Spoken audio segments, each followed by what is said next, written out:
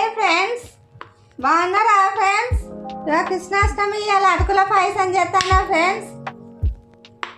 అటుకులు వేపుతాను కొంచెం.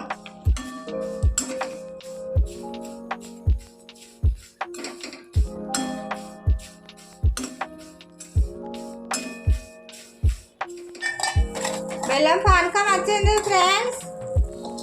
అటుకులు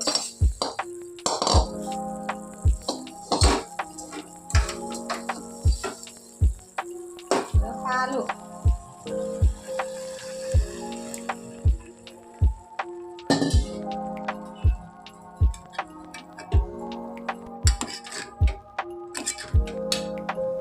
ఇలాచీలు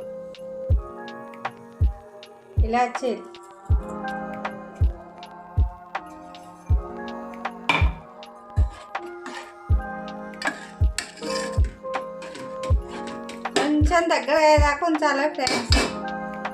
అటుకుల పాయసం ఊరికి ఇట్లా కలుపుకుంటూ ఉండాలి ఫ్రెండ్స్, అడగంటకుంటా. ఇలా అటుకుల పాయసం రెడీ. దగ్గర పడ్డది మంచిగా, మంచి స్మెల్ వస్తుంది ఇలాచీలు వేయగానే. ఇక కాజు, బాదం ఇట్లా బ్రౌన్ కలర్ వచ్చేదాకా నెయ్యిలో వేపుకోవాలి.